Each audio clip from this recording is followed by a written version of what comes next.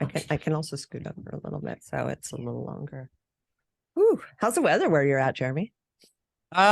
It's weird right now. We had 3 inches of snow on Saturday. Mm-hmm. And then by Saturday afternoon it was gone. Um, and then we had snow again this morning, but then it's raining, so we have no snow again. Wow. Yeah, we have flooding. Like we got hit by this huge storm back in January, unprecedented, never happened, destroyed all the Yeah. beachfront homes. And now it's hitting us again. And we've got people like we were just saying some friends from my son's old school are literally abandoned. They're stuck in their house surrounded by water. They can't get in or out. They can't even get food. Oh my gosh. Yeah. So, and that's happening all over the place on top of all the trees that are falling because of so much saturation. And we live like in a national forest. So there's just trees down everywhere. Are you It's in the part of crazy. California that got snow too, or no? Maybe way up at the 2,000 foot peak Because coming I had a over friend into in Santa LA trying to Cruz. say I had a friend in LA trying to say they get snow. I'm like, are you kidding me? Like that sounds crazy. That's what's happening out here. It is nonstop crazy. Like we just when we think, oh, good, we're done, it just hits again. And it's really like unprecedented. And I hate using that word because, got kind of overused the last few years, but it's kind of weird. Things are weird. And it was used a lot over the weekend too, because all these banks like blowing up. They're like, it's unprecedented. Like, no, guys, this is the exact same thing you did in 2008, Yeah. investing in mortgage-backed securities and treasury bonds. Good luck. Thank you. I need to listen to you, although all that stuff is so over my head. Not that I have anything anywhere anyway, so it's fine. It's not very close to not being over my head too. I'm not a financial person, but I like spent some weekend listening to a bunch of Twitter spaces, so I like have an idea of what's happening. But it seems like it's the California regional banks are kind of like crashing, and that's leading everything else to crashing. Oh, that makes sense. I was just talking to Marcus about that on Saturday. Like the Yeah. one right over the hill, the Santa Clara or San whatever, shut down, just like went bankrupt. I'm like, how does a bank go bankrupt? Well, the wild part about it is, you know who Peter Thiel is? No. Peter Thiel is he was one of the original like PayPal guys with Elon Musk. Mm. So he's like this big angel investor. So he was trying to do some sort of a financial transaction and he got pissed that it took too long. So then he called all the people he knows and he's a very connected guy and said, pull your money out of Silicon Valley Bank. And that Uh, crashed the bank in like 24 hours because he had all his people pull the money out. wow. Oh Yeah. my goodness. So yeah, it's like that. They're just Yeah. controlling, they're the ones up there. They're just able to control and dictate everything. When you have that amount of money, yeah, you can kind of do whatever you want. So we should not piss them off, is what you're saying. It's a scary thought. It really is. It really is. I guess that's where diversification comes in. If you have like the knowledge and means to do stuff like that, where you're not all in. Well, the wild part about it too, like, so the FDIC, like that's who like insures your money when it's in the bank, right? And they're like, Mhm. oh, you're insured up to $250,000. Well, if you're running a business and you have like a payroll that's that like every 2 weeks, like you got to have like 10 times that in the bank as your operating expenses. So you're for the joy of being able to bank, you're risking everything you got. Boy, when you put it like that, I mean, my payroll's like double that in 1 week. So, my goodness, I'm definitely not going to piss them off. And I'll go for big banks. I can't go for these little like credit unions. I got to keep it in the bigger bank, which has its own pitfalls, but still. Yeah. Yeah. Cool. So let's talk about your new book. What is this about? What did you write about? So it's called Unremarkable to Extraordinary, because I've done so many interviews over the years. I think we're at like 1,100 now at this point. And I 1,100. yeah, that's a lot of conversations. Yeah. And I've seen like very similar things that the people I want to talk to have going on in their lives. And one of the big things, first of all, is adversity and how they approach it, which is Mhm. really interesting because you mentioned Marcus, like that's something him and I spent so much time talking about because it's really interesting when you look at adversity. And I see you're a San Francisco fan there, by the way. So, I Oh, have to yeah. mention Tom Brady, who also grew up a San Francisco fan. But I was I hoping he'd think come back and play 1 year with us before he retired. I was shocked he didn't, by the way. I thought it was going to happen this year, but he's Yeah. like, hey, I'm raising cats. So that's the end of it. But I think he's the best example of adversity, right? Like if Yeah. you look at, his career and kind of where he got to, and I talk about him a lot in the book, though I didn't interview him, but to me, he's Oh. somebody I really admire. And if you look at it, he goes to high school in California. He sits the bench for 3 years, becomes a starter because the starter gets hurt, goes to Michigan. For 3 years at Michigan, he's fighting for a starting job, eventually gets sat behind a guy named Drew Henson. That was a Mm. bust draft pick of the Yankees, and he gets drafted in the 6th round in the NFL.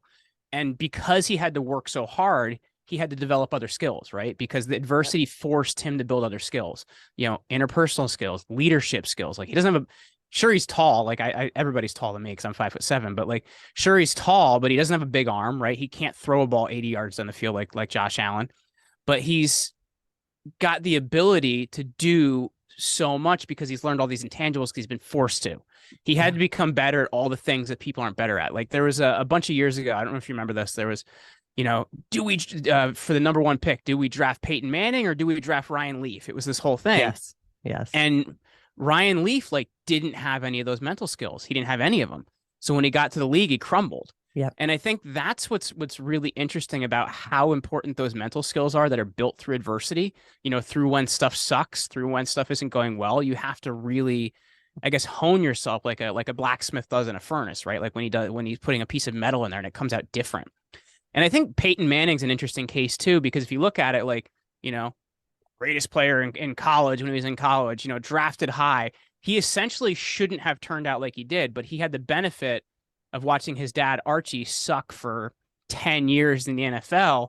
So I think vicariously he had to learn those skills through his dad. So I think that's the benefit he had going for him. But if you look at a lot of high round draft picks, they don't have ability because they've had it all handed to them their entire life. They're always told they're the best. They're always told that, they're great.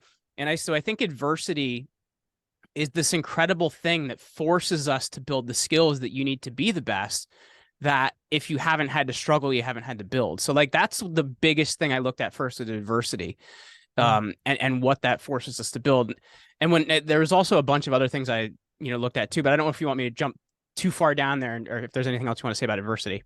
I mean, I was just thinking about, I feel sometimes, a lot of times I actually feel bad for these rookies that just get thrown right into starting positions because they don't have the benefit like Tom did, like Peyton did, of watching and developing and seeing the do's and don'ts. And that's how I felt like I learned my skills is, I didn't jump right into being a boss, but I watched my bosses and oh, that's a good thing. Oh, that's not a good thing. Oh, that went well. That was terrible. And if I didn't have that like skill set of just sitting and watching the do's and don'ts, then I don't think I'd be the leader that I am today. So there's so much benefit of, like you said, not being the fastest, the best, the first, like just sitting back and like observing and then absorbing all that.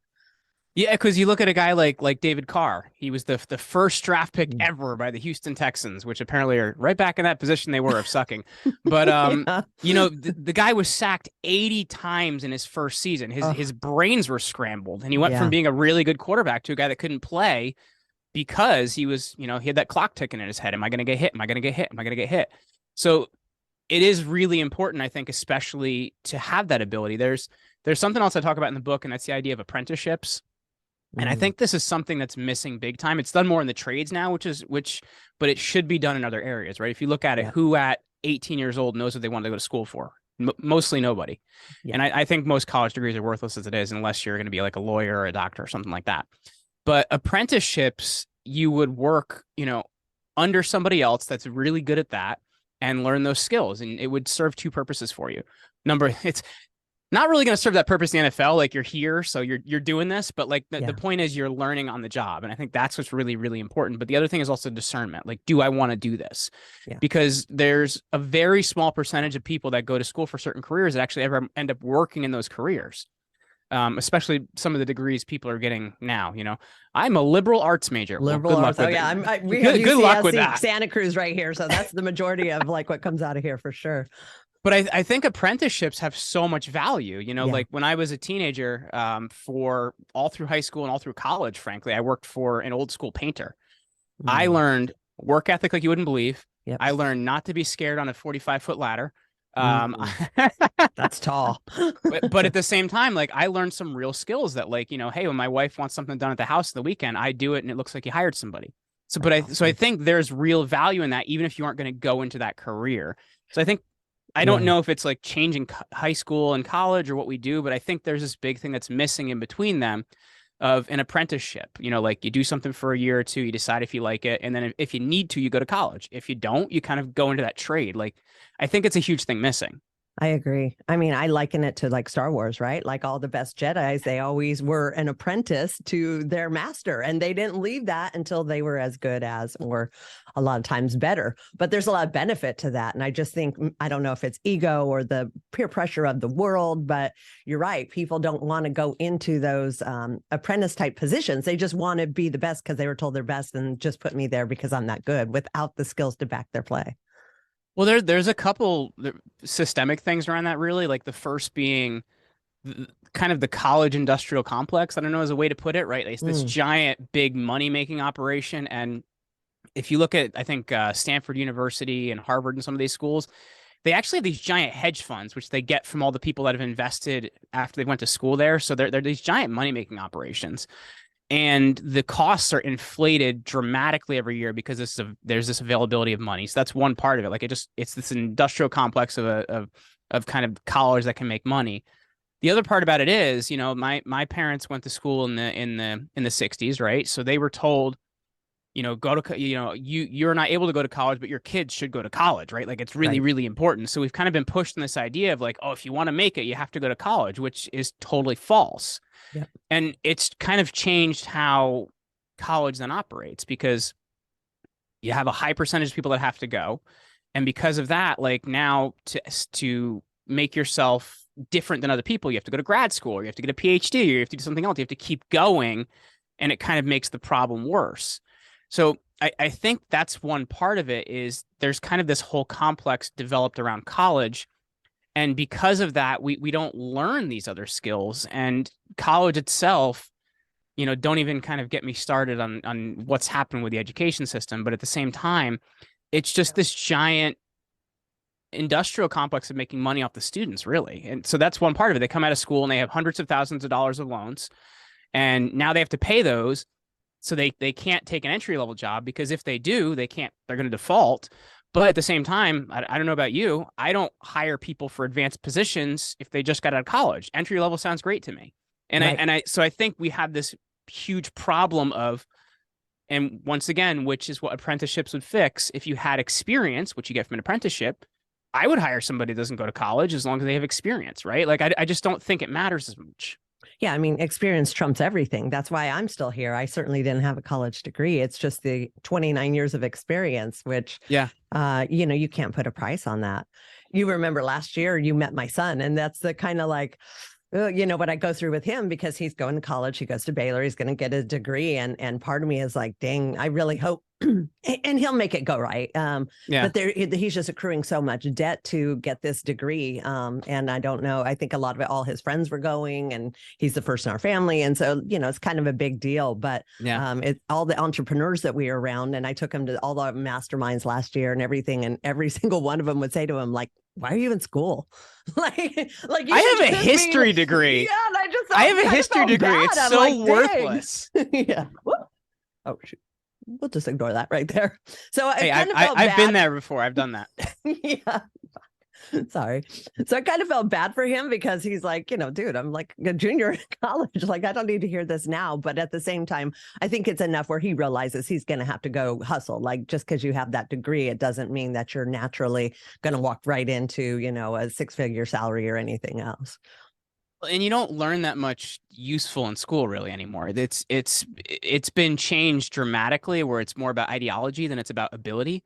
And to me, like I'll take somebody's ability to do something over their thought process, 10 times a day, right? Because if you can show me you can do something, you have the willingness to get it, I really don't care about your ideology. But like these colleges have become all about, how you're making people feel and how you feel about what you're learning. And it's like, I really don't care. Pick yourself up and do something. Right. Well, and that is a problem. And we definitely experienced that when we were doing the college tours. Certain colleges, they talked nothing about their education. And these are very well-known colleges. And it was more about the creation of the safe spaces. And here's where you go, if you need to cuddle a puppy because you're having a bad day. And I mean, I would love that. But still, there was no focus on like what you're actually going to learn. It was more about how like you said, how we can make you feel in this process so that you're taken care of. And a lot of kids need and want that these days because that's kind of how they were raised, not like tough like we were. Well, I Yeah. don't know how you were raised. I know I was No, raised where it was my like be independent, be self-sufficient. I got to work, so you take no, care of you. my dad was kind of suck it up, buttercup, let's do this. Like Yeah. I didn't get much sympathy growing up. And I think there's a lot of value in that, frankly. I think kind of giving your kids too much, like obviously you should care, you're their parent, whatever, but giving kids too much sympathy does them a disservice. Yeah. Because that goes back to what we were talking about with adversity. Like they're not forced to learn those soft skills. They're not forced to kind of learn the ability to get through things. People give up way too easy now because they've been coddled. Right. And I think there's so much value in like not doing that to your kids, right? Like it's almost child abuse in some ways. Yeah. Well, and I would also say like they've lost the ability to critically think because anything they need, they can just look on their phone or they can, there's not like for me growing up, there was no phones, there was no GPS, there was anything. Yeah. It's like you just had to figure it out, utilizing your wits or communication skills or your ability to go up and talk to a stranger to try to figure stuff out. Like they don't have to do any of that anymore. And so now it's almost like unless it's spoon fed to them, it's difficult for them to figure stuff out. Yeah, but that's also by design. I don't know how deep in this you want to get, but there's this. I like it. I love it. We think the same. It's also by design. There is this guy in Brazil in the 70s and 80s. His name's Paulo Freire. And what he basically did is he took liberation theology and removed the theology and replaced that with Marxism. And there was one of his students who was an American. I forget the gentleman's name. I'd have to find out for you. He basically brought it back to America and filled it in the colleges of education. So then what happens is the colleges of education, which is what turns out your teachers for, high school and grammar school and all that kind of stuff, their whole goal was not to educate, but to turn out more Marxists. So that's what's happened to your education system. It's about turning out activists and not turning out people that can do things. So if you want to fix people that can actually do things, cleanse your colleges of education. Let's get back to like math and science. You know what I mean? Right. Yeah. Well, hopefully there's a turn. I mean, I know there's definitely some kids that aren't following that train, but you just hope because these obviously are going to be our future leaders that there's enough of them that they can tilt that pendulum the other way. And they're not built for adversity, right? They're not built for being able to get through these things. Like I think, I don't know about you, but I think the pandemic taught me about a lot of people. It taught me about a lot of people that I thought I respected and a lot of people I found out that I actually should have respected more. So I think watching somebody and observing somebody is going to teach you a lot more about them than what they say. 100%. And then like we were talking about, apply a certain amount of adversity and see how they respond. And are they willing to go with what's right or what they think you want them to do?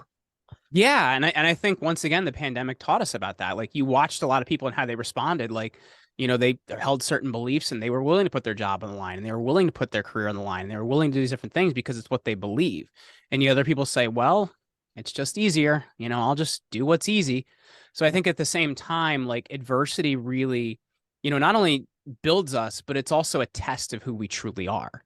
Yeah. And because I think there's a lot of people that want to say they're one thing, but then when it all gets put on the line, they show you who you are. So I think, that's we talk about the idea of like being in the foxhole with somebody, really going through something with somebody. And I think that's where great relationships are built too, right? Because if you've really been through some difficult times with somebody, they've seen you at your best and they've seen you very far at your worst. And I think because of that, you've been forced to kind of build the bond that's deeper than a lot of things. Yeah. I bet your wife has seen you these last few years through some massive adversity. Yeah, definitely. But at the same, we've grown a business through the pandemic, right? Like we've grown there were times it was really tough early on of when we didn't know how we were paying anybody or whatever, and we just kept hiring and figuring it out. So I think because of that, there was times that we weren't writing ourselves checks for weeks, and we were finding ways to write our employees checks. And I think when you learn a lot about yourselves, you also learn how to be very creative. When things like that happen. Right. Well, and then it's also a really good testimony of, do I need this? Do I don't need this? Does this got to go? Does it not got to go? Like it is the ultimate redlining when you're in a financial situation where it's becomes very black and white, whether it's a necessity or a luxury, whether it's needed or not needed. or whether you have no idea, why am I paying this? Okay, it's going. It can be a very good cleansing thing when you're forced into doing that. Whereas when things are like I've been going through, when it's just on auto pay, you kind of set it and forget it, and then you're like, what is this even for? And so it's been Yeah. really good for me as a business owner to sort of really start taking a look and doing that as well. Instead of like, we just got to make more, make more, make more. It's like, well, what else can we do to sort of reduce what we're spending that we don't need or we shouldn't be? And you know what's interesting? That's a really good point, because I think a lot of people don't, when they get an affluence of something, meaning like a really, like, let's say they get a lot of money and they had some big sales. What do most people tend to do with that? Go out Spend and it. spend it. You know, what do most lottery winners do? They spend it all, right? Yeah. And one of the biggest things you should be doing when a large amount of money comes in, number one, cut your expenses. You know, find out like what you shouldn't be burning money on. Number two, find out what did you do that got that, and put more of that money you just got at that. So I think it goes without saying that I think most people don't handle a lot of money coming in well. Exactly. Exactly. And then keep doing it. It's not like a one and done. It's like, oh, good, we Mhm. did that. Now we don't ever have to do that again. It's like you have to be judicious about it every 90 days, just to see what's slipping in, what was maybe just needed once, but now we're paying it every month. Like it's definitely, and that was a big learning thing for me, is you just got to stay 100% diligent with this stuff. It's not a one and done. Yeah, I think that's huge. Awesome. So I loved in your bio. It was so funny, like all these accolades and cool things you've done, and then it was, now I raise chickens. It was so funny to me that made it into the bio. My wife makes fun of me. I'm obsessed with chickens. Like it's kind of Really? bad. Like I actually spent my Saturday today building like new things in my barn.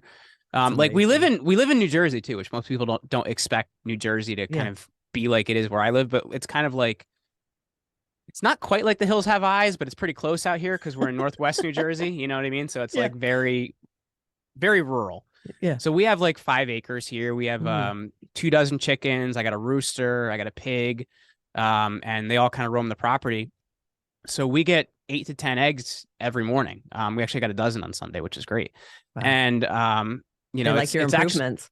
yeah, it's we just did a whole thing about like food and Tractor Supply and stuff, because apparently they're outsourcing their food, so the protein level's low, so chickens are laying less eggs. Mm. But so we get all of our feed from a local farm. I built them some new laying boxes, and my 2 daughters love it because they grab their little baskets, and they, Oh. every night when we're getting ready to lock the coop up, they go out and get their eggs and everything. So do I live on a farm? No. But have we made it a little bit more farm-like? Sure. We live on a road called Homestead, so we say it's like homesteading. Yeah, that's And amazing. it's cool because we do a lot of things with eggs. I've actually stopped doing protein shakes, and I now do raw eggs twice a day. Oh, wow. And yeah, Like it's Rocky actually, style, just chug it down. yeah. I follow this guy on Twitter called the Raw Egg Nationalist, about like Okay. what to do with raw eggs. Yeah. And but what happens when you cook an egg? First of all, I'm not a doctor. I'm not recommending this to anybody out there, but this is how I do it. When you cook an egg, you automatically denature the protein, right? Like the protein doesn't have as Mm. much value just by cooking it. And if you're cleaning the shells and everything, making sure you don't get any shell pieces in it when you're cracking it, you're reducing your chances of salmonella. But I'm doing 3 or 4 eggs, you know, with some hot sauce and things like Mm. that, and just kind of chugging it down a couple times a day, and that's been really good for protein source. So we use a lot of eggs in my house. Well, it's good you had those chickens with that big epidemic of loss of eggs that we just went through. Yeah, there's a lot of factors to that too. First, like there's been like the bird flu that's been going around. So now they're like, hey, do we want to vaccinate the chickens? And it's kind of like, I don't know, that's such a good idea.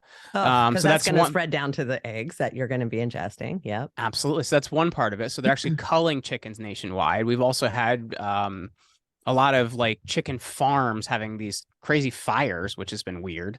And then there's been this whole situation of a lot of the feed companies, like I'd mentioned, Purina is one of the big ones. They started outsourcing a lot of where their feed comes from to China and all these other places, which means that the food you're getting is lower quality. So that's kind of why we're getting less eggs nationwide. It's not just one thing, but it's a culmination of a lot of different things. Right. which leading to is $8 scary. eggs.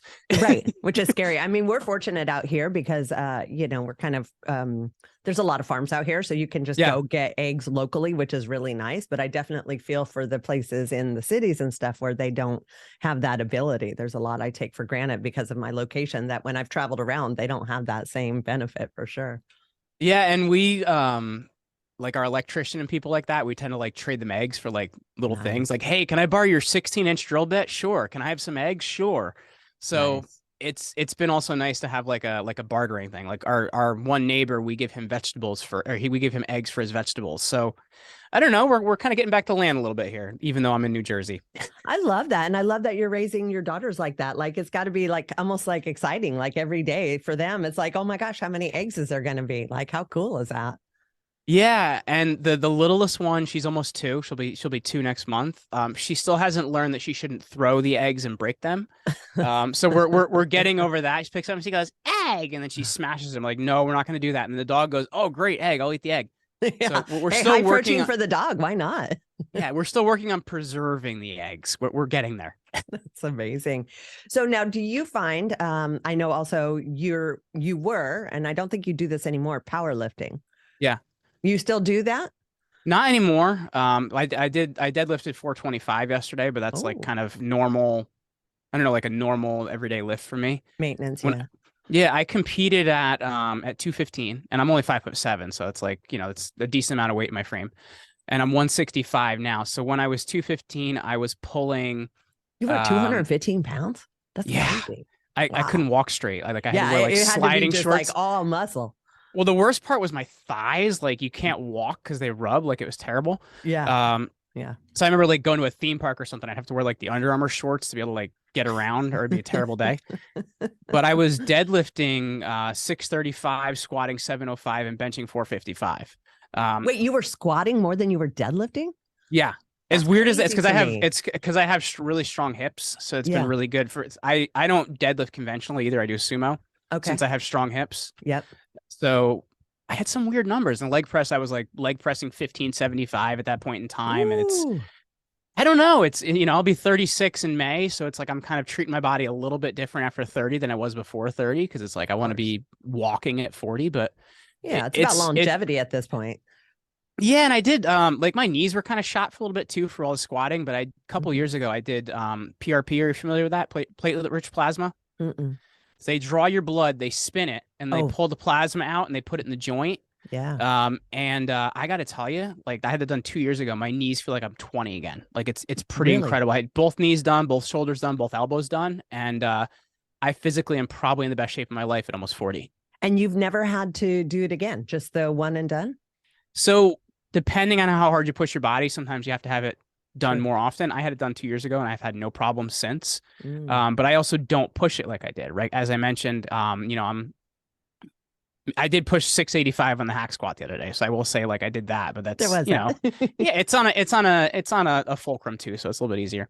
Yeah. But I'm not trying to deadlift 600 pounds and stuff like that anymore. So because of that, I don't know, like what I'm pushing now isn't as much of a strain on my body as the other was, if that makes sense. No, it totally makes sense. And I think it's smart, because I mean, unless you're competing, we have no necessity for lifting that kind of weight.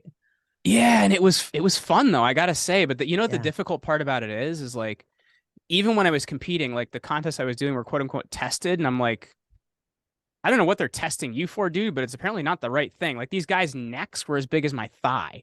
So it Right. just like it was fun, but it was really hard to like win these contests because these guys are all juiced up, but like they've apparently, I don't know if they're like testing them for like Cheerios or something instead. I don't really know. Right. Or they got an in with the people. They know when it's coming and they can cycle off. Yeah. Yeah. I know I had a friend who did female bodybuilding, more like just like the posing, like Figure. and same thing. She was natural, and the majority of the girls that she was competing against were not. And it's like she never had a chance. She could never beat them due to the fact that she wasn't supplementing in those ways.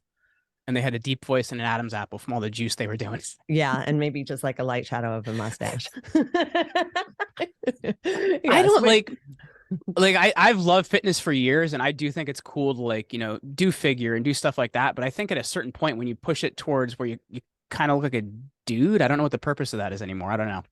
Yeah. That's just me. Yeah. Well, I don't even have an answer for it. You're right. I mean, I'm a CrossFitter, but I still like to. But that's CrossFit's useful though. That's You know, why what I mean? I love CrossFit's it. useful. It's very Yeah. like life useful. Like you because the thing a lot of people don't build in fitness is they don't build secondary muscle strength. They don't Yeah. build up you know, like their ligaments and things like that. When you're doing like, I don't know, like more power to you because I can't keep up in CrossFit. It's just a different kind of workout. It But is. like you build your body up in a very more natural way, right? And I think so. I think that's extremely useful. Yeah, I think due to the fact that I'm a really big sort of prepper, and the pandemic definitely helped me with that. I mean, not helped me, probably made Oh, it worse. you and my mom would have gotten along as a kid. If you walked into our basement, it looked like a grocery store. Yeah. Yes, that's been my garage. But also thinking with right functional fitness, right? So if it all goes down, if there's an let's call it a zombie apocalypse, I need to be able to throw somebody on my back and go 2 miles or something like that, or the food or whatever. And so for me, it's all about the functionality of like, if the shit goes down, how can I best serve or survive? And that's why I love CrossFit, because it's aimed at all that, the endurance and the cardio on top of the strength. And so you really could, I think, fairly well survive as long as you were a good shot, but you'd be good. Yeah. That's one of the big reasons I actually like cut down on like how I was training in my 20s and stuff like that, because like sure I look good, but I wasn't in great like cardio shape and stuff like that. So like I run a couple miles every day and stuff like that now. Well, It's that's just good. like, even like sure it's good to be strong, but you also need to be like able to do things. And I think that's the biggest thing that CrossFit does versus other things. Agreed. Hold on one sec. What? It's in the picture now. Yeah, the coffee is moving closer to me. Oh my gosh, that's hilarious. I didn't even notice it until you pointed it out. Yeah, it started here and it's just been slowly coming over. Oh my. I was in an interview once and I knocked over the hot coffee, but all over my lap. And I'm just sitting there like not reacting as my legs are burning. Oh my God. And how did they look under that? They were all red and swollen. Oh yeah. Hot coffee. Yeah, it was bad. Yeah. Make sure I want to get your Well, let's wait. yeah, well, your outfits. Okay. Oh, yeah. Oh, I'm stuck under the chair. Hold on. Yeah, Thank- it's like thank gosh for in the editing. picture. I know. It's like, Seriously. oh my God, it's in the picture now. Thank gosh this isn't live. Yeah. Okay, there we go. It's like, now it's in the picture. Okay, now. Now we got it. Now we got to do something about it. Because it was fine. And then, oh no. It kept rolling. Sorry about that, Jeremy.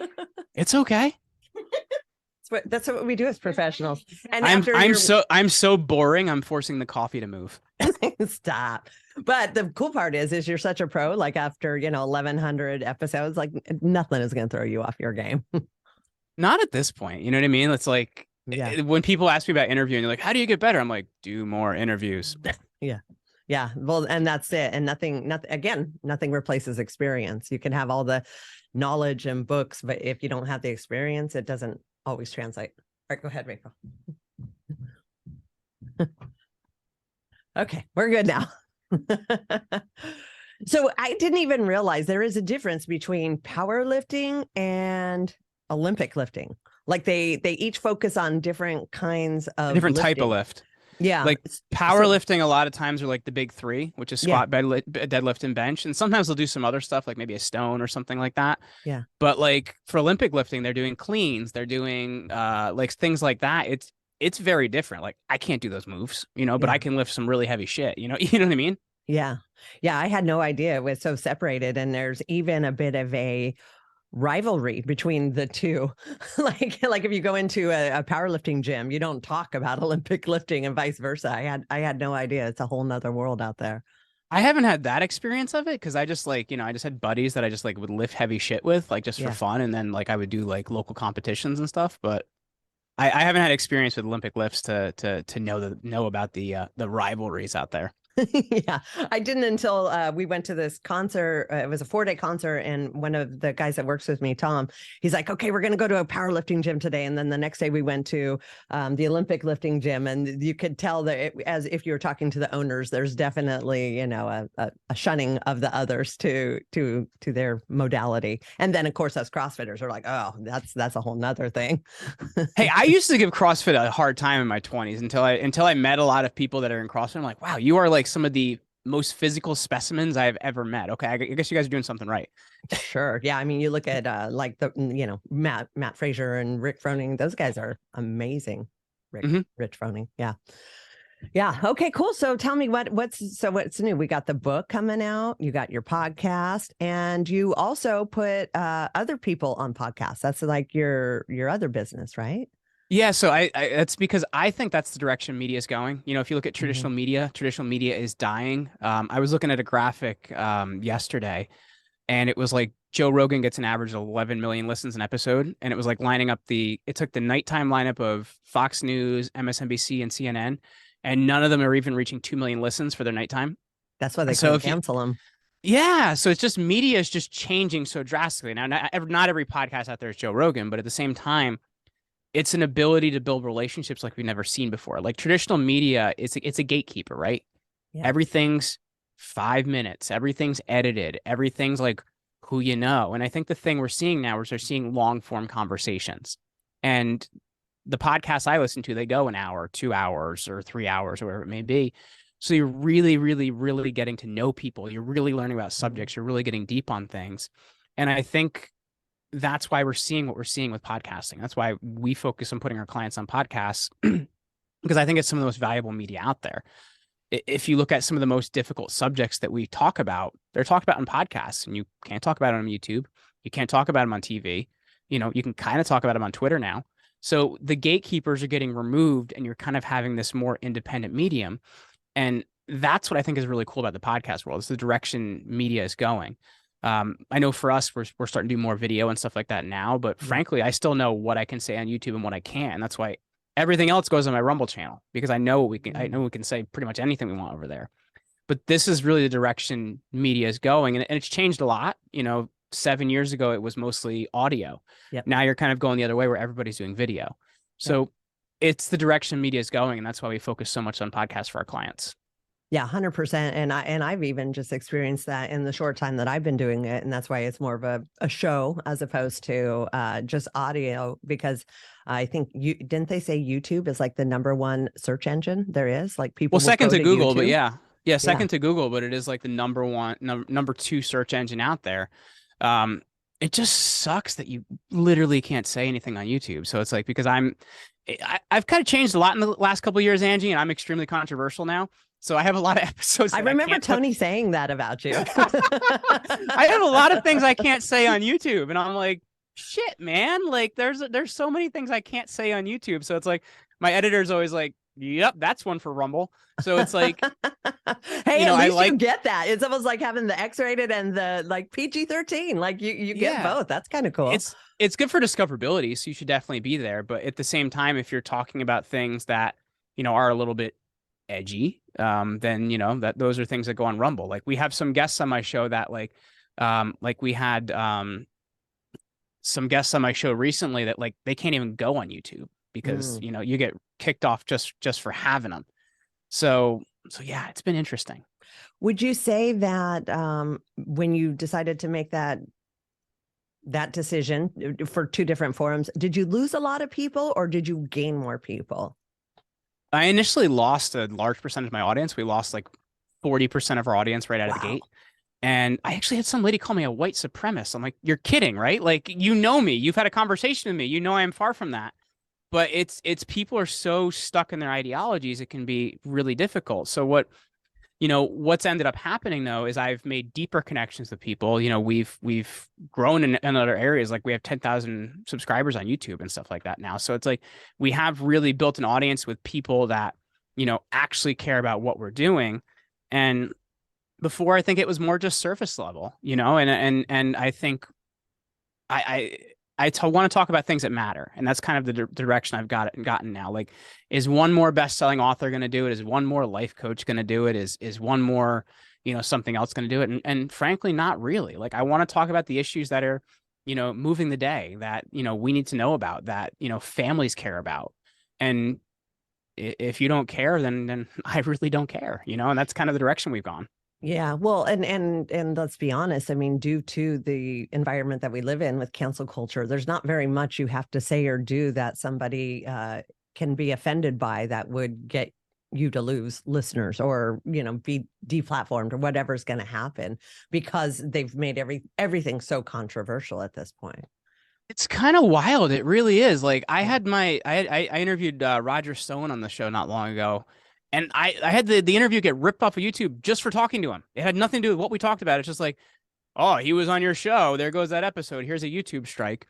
So I think it's really become this weird thing of you can't talk about things that matter, but like, hey, you can look at puppies and kittens and things like that because those kind of keep you satiated.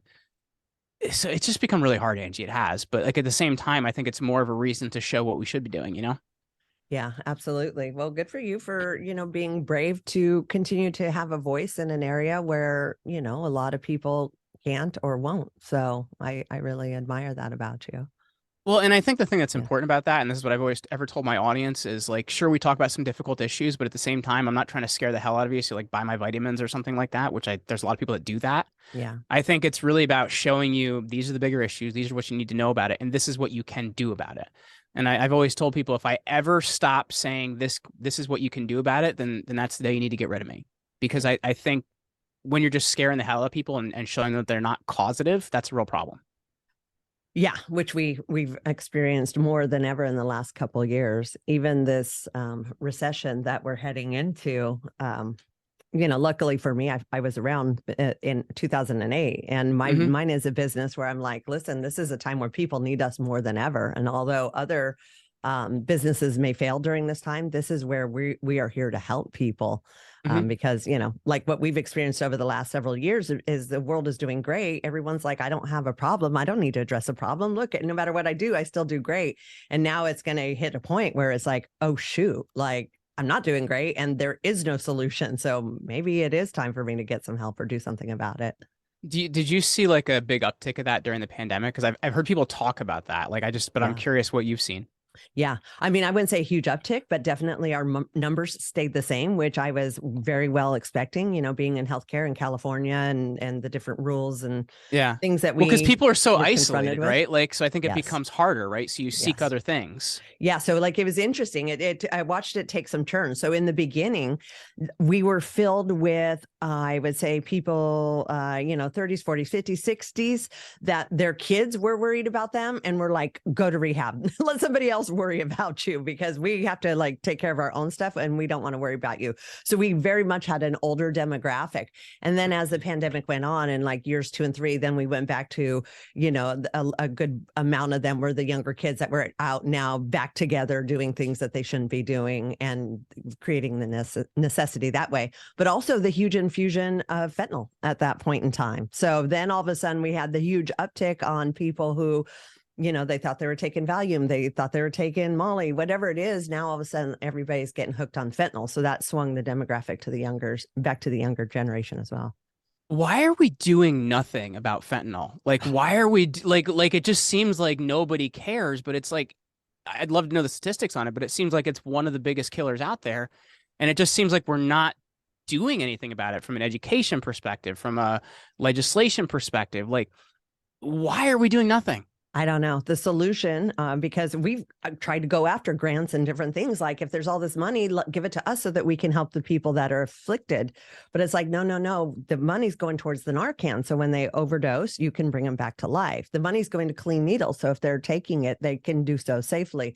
The money isn't necessarily going towards helping the problem. It's to make it a safer problem, which obviously it's not. It's like, one little bit of fentanyl like this size will kill you. And these poor kids. And that's the thing that sucks too, is the kids are dying. Like I look at what I was doing at, 12. We just had a 12-year-old girl die like here last week, from 11 to 20, what I was doing. And for sure I'd be dead. Not that I was like a junkie, but one pill at a party and you're done. So it's when I was in high school, like we had a massive heroin problem here in New Jersey because there's one highway that kind of goes through like straight through the entire state, the Route 23. It kind of goes through like the main areas.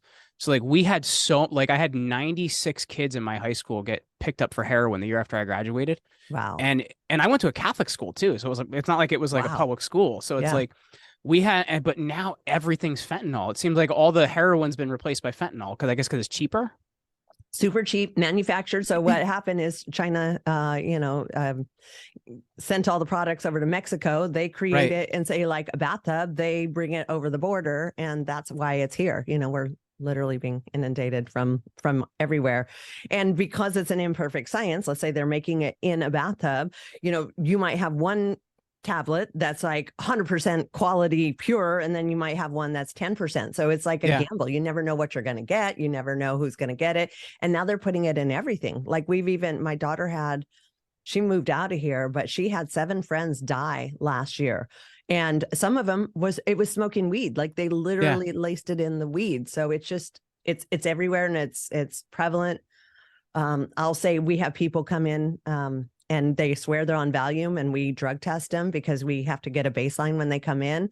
And the majority of them are testing positive for fentanyl, and they're like surprised. Wow. They don't even know that they're taking fentanyl. They think they're taking other stuff.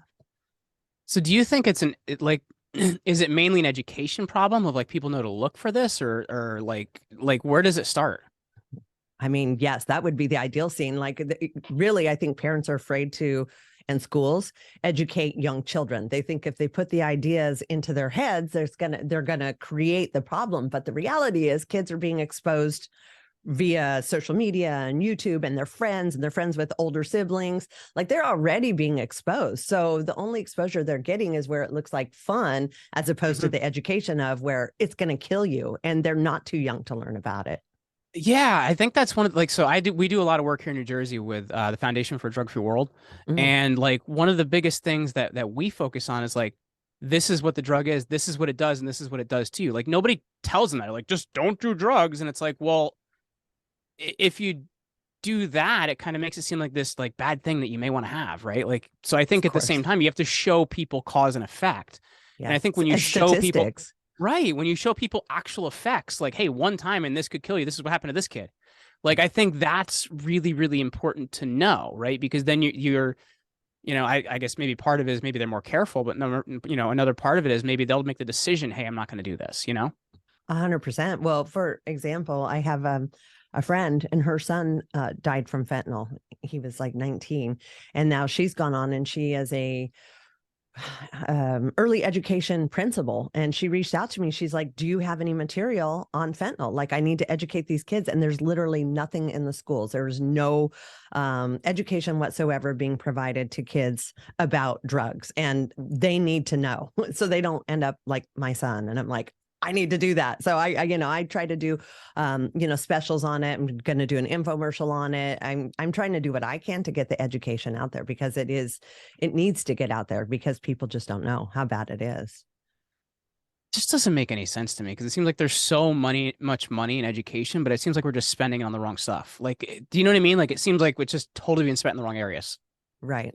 Right. Well, like I said, the solution was Narcan. In case you see someone ODing, here, bring them back to life, which is great. Like, but let's prevent them from ODing. What can we do to prevent that? Yeah. Yeah. It's like, that's why, I'm libertarian in a lot of ways, but I don't like the whole idea of legalizing drugs, because I think you're permitting a problem. And I think what you permit, you get more of. Yeah. And we've seen a lot of that. Like, I think the first states that, legalized marijuana, they didn't see a decrease in criminal activity. They actually saw an increase, but yet that didn't stop the rest of the states from legalizing. Yeah. It's a big problem. Yeah. Yeah. So I think the biggest point is to get parents to educate their kids if they're not going to get it in the school system. Yeah. But again, that's providing the accurate information, because I don't know how much of that is actually going around as well. It's 3 years late. They don't have like current stuff. And then if they do, sometimes it's miscategorized as other things and not really the real reason they died. So I think we combat that as well. Yeah, because I know like the program we had when I was in school, and this is a long time ago too. So, but like we had like in 5th grade, everybody did DARE, and like you did DARE, but it was lame. Do you know what I mean? Like, it didn't like. All it taught you was like how to say no and like how to avoid those friends. It's like, we really just have to educate on what the actual problem is. And that just goes back to what you were saying. Yeah. I think if you play a slideshow of all the kids that have died in the last 2 years from it, put faces to the needless deaths, that Yeah. would impact that. I mean, it would suck. It'd be scary. It'd be super sad. But that is going to be what makes a difference when kids that age are thinking about something like that. Because I Yeah. think kids, you think you're invincible. That would never happen to me. I know I did. I thought I was like invincible. There was nothing that was going to happen to me. So there's not that reality there. Yeah. Yeah. So what else is going on with you? Working hard and kind of growing the business this year.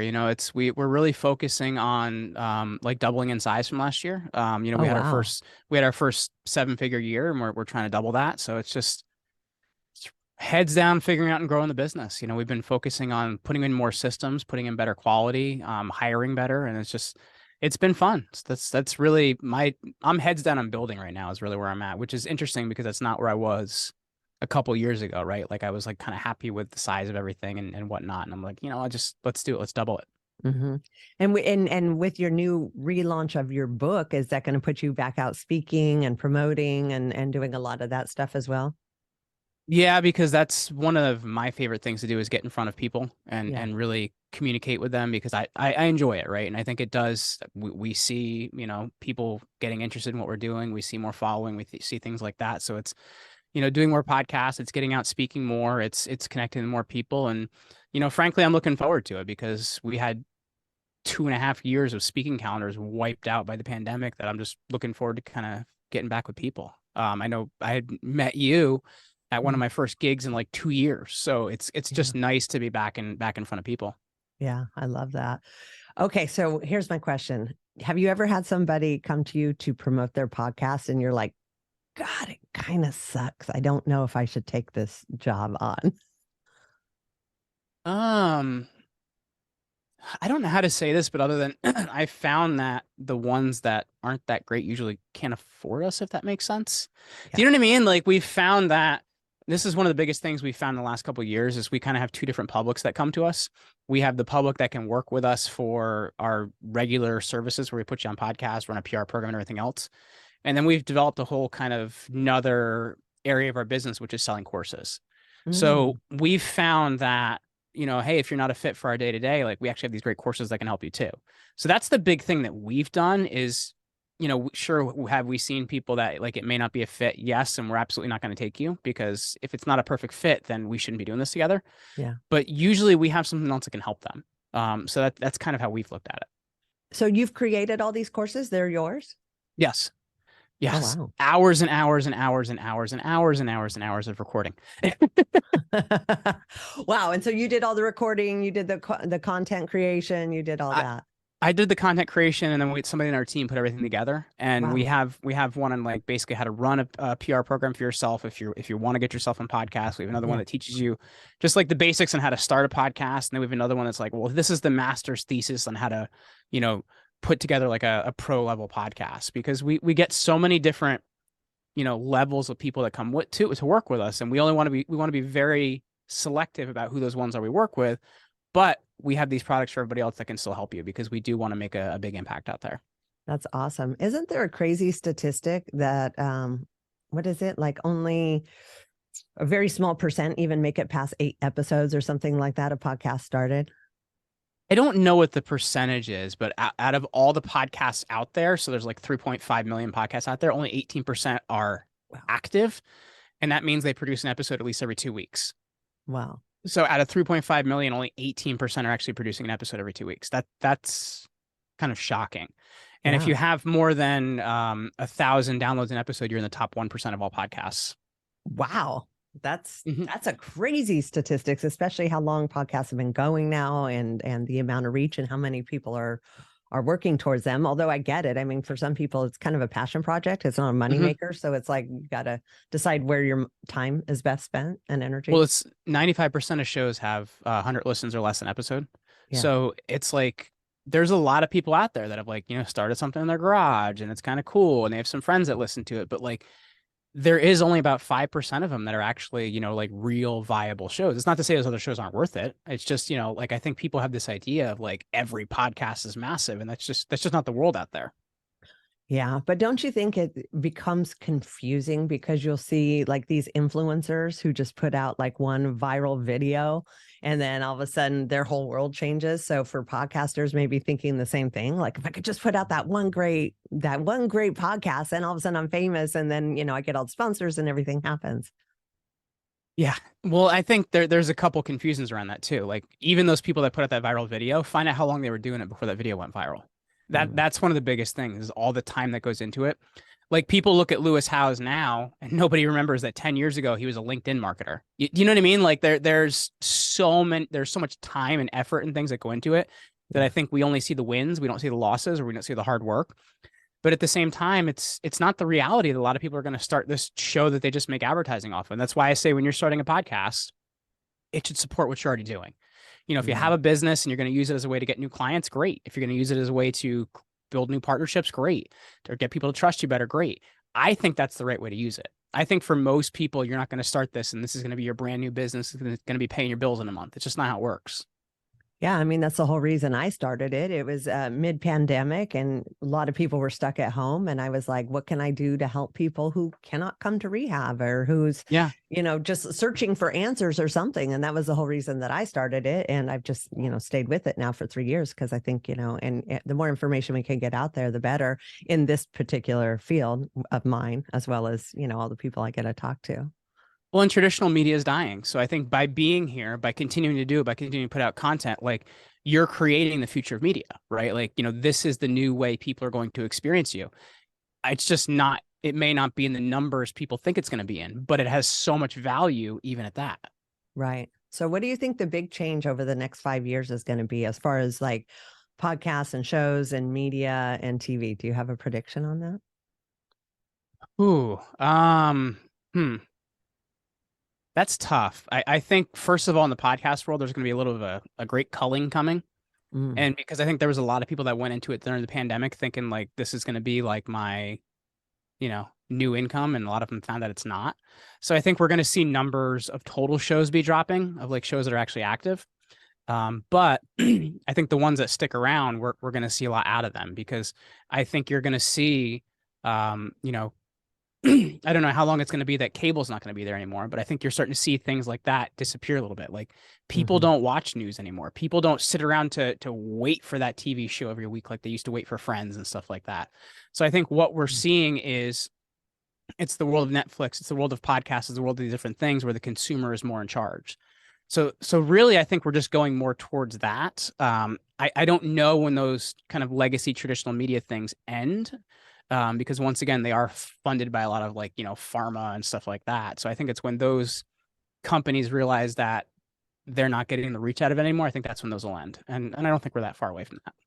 I mean, I would welcome that, because I tell you, if I still have DirecTV, I record my shows, I fast forward through commercials, but I am bombarded. I get so upset at just how much you're bombarded with. Every other commercial is from Big Pharma telling you to take something, fix something, take something else, like every other commercial or every commercial. It's like all you're getting inundated with anymore. Well, if you want I'd be happy to see that go away. Well, you want to fix this country, get rid of direct to consumer advertising for pharmaceuticals, and you'd fix that a lot, right? You know what I mean? You're advertising to people that may not know everything it is about it. And then, on the doctor side, they're taking doctors on vacations, paying for this, paying for that. So it's like, don't even get me started on pharmaceuticals. Like there's so much work that needs to happen there, but they are the single biggest funder of a lot of these television networks. And when they stop seeing their ROI, that's when you're going to see media die, because right now they're propping it up. Well, right. And I just, again, due to the culture we're living in, I don't know that we're going to see a drop in their ROI, just because, you're constantly being bombarded with, if you have this symptom, take this. Do you have any of these 20 symptoms? Then you should be taking that. Do you want to feel this way? You should take this.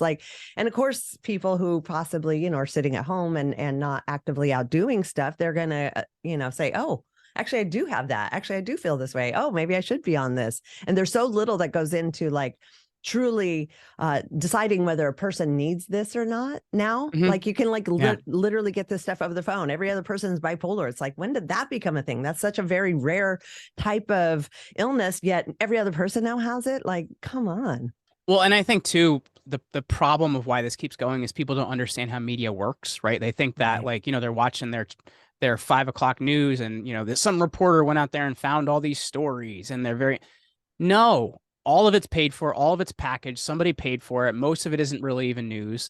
And I think once you handle that, where people have to actually disclose what's real news and what's paid for, that's a big problem, right? Like, something in your house could kill you. News at 11. Okay, well, who paid for that piece? Because now they want you to watch it. You know what I mean? Like that's the biggest single problem is people don't realize their media is co-opted.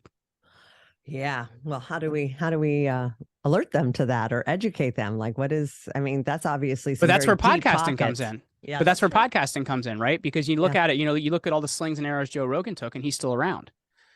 And I think that's the difference, right? Like that's the difference is more people listen to these shows, more people get educated, more people understand. There's going to be a group of people that you just can't help them. They're just couch potatoes and they watch whatever. But I think those of us that are interested in information, those that are interested in learning, that's what's beautiful about this medium is you can have these conversations you're not supposed to have. I love that. Okay. So last thing, do you have a daily routine? Do you gratitude? Do you meditate? What do you have a daily routine that you do that stuff?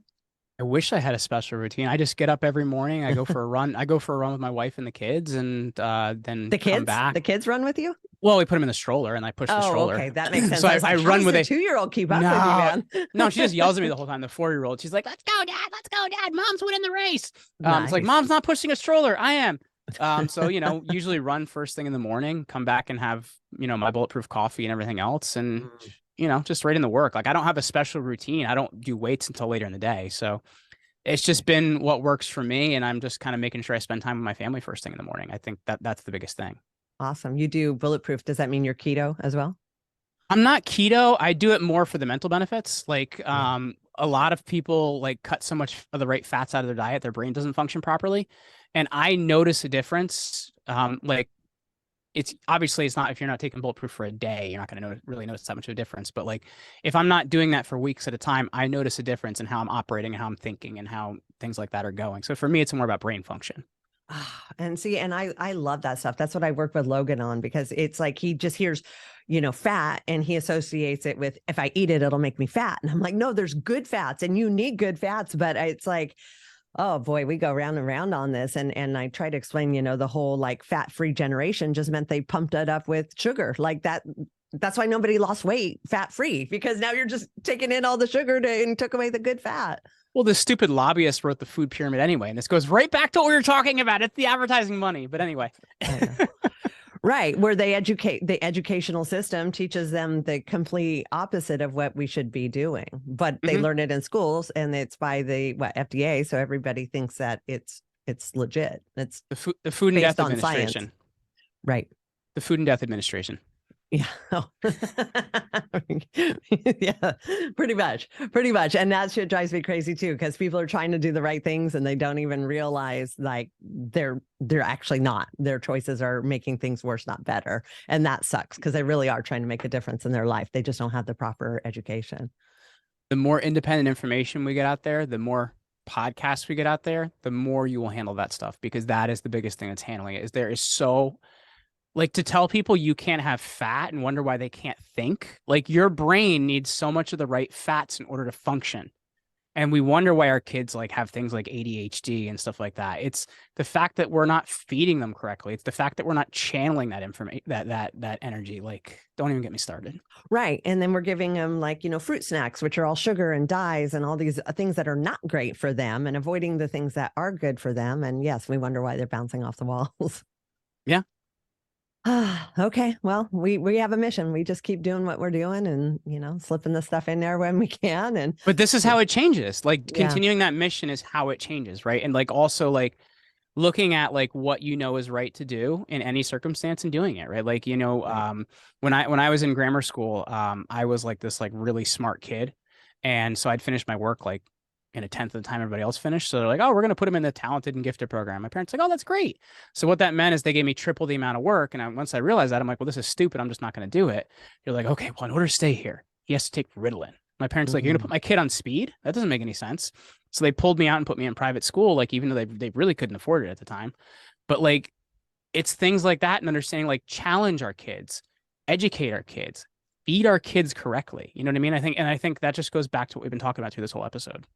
Yeah, well, I can't tell you how many people that come into our program who have been diagnosed as kids or otherwise ADHD and every other condition and illness, and we take them off everything, and then you start to see when they start putting the right things in their body and exercising and taking care of themselves, the light bulb go on that, wait a minute, like I was being labeled this and treated a certain way, and it was all a side effect of something else. For a lot of them, they were actually just on drugs and they were being diagnosed with all these other crazy conditions, or they were, coming down off of drugs or whatever it is. But a lot of it started with families and doctors putting them on medications as a kid and labeling them at a very young age. Yeah, it's a huge problem. Yeah. So all right, cool. Well, we got our mission. We got to just keep doing what we're doing and educate and get the information out there, and hopefully it resonates and bites. And then, of course, we have solutions. So it's not like we're just giving you a problem to figure it out. There are solutions as well. And I think that's the biggest thing is you got to show people what can be done about it, because otherwise you're just adding to the noise. Right. And creating confusion and then overwhelm, and then nothing gets done. So I agree. Awesome. Well, thank you for coming on our show today.